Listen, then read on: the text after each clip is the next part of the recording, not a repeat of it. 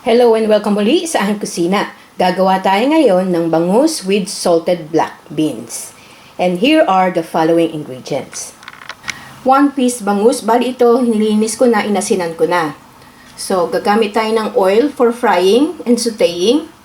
Meron tayong 2 tablespoons ng tause or black beans. About half a cup of water. Kinchay. Garlic, mga 4 to 5 cloves, 1 onion, minced ginger. Kung wala kayong minced ginger, yun na lang luya. So, tansyahin nyo na medyo, siguro mga 1 inch ng luya na hatiin nyo, hiwain nyo into strips. Salt and pepper to taste. So, ang lahat ng ingredients at exact measurements, makikita nyo ang link sa description box. Paki-check na lang. Ang ating first step, magpapainit lang tayo ng oil dito sa ating pan. So, ipiprito natin yung bangus.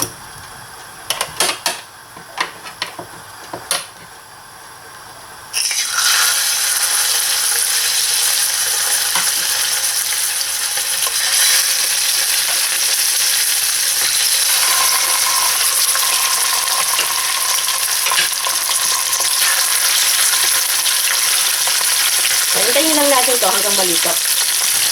Ang next step, natapos ko nang naprito yung bangus.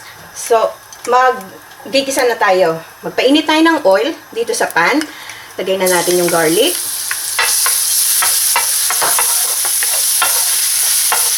Yung onion. Palambutin lang natin itong onion. Malambot na yung ating garlic and onion. Ilagay na natin yung ginger. Pang-alis lang lang sa ito.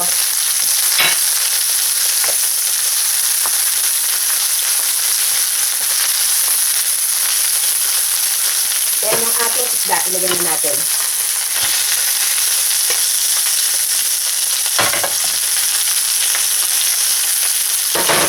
Ilagay na natin yung tubig. Yung tubig, pwede kayo mag-add, magdagdag, or magbawasan yung tubig.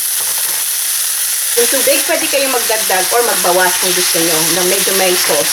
Dagdag na lang ng tubig. So, ilagay na rin yung black beans. At yung ating kinchay. Ilan natin. Tingnan natin ilagay yung pepper. Yung salt, alalay lang kasi makalat na yung ating tause. So, adjust nyo na lang according to your taste. So, magdadagdag pa akong konting tubig para medyo may konting sarsa.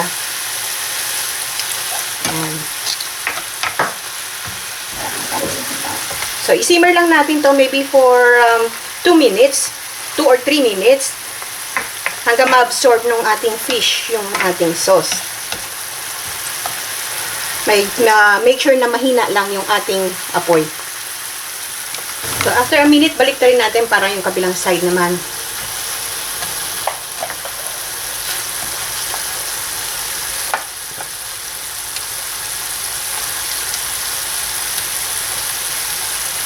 Okay, this one is almost ready.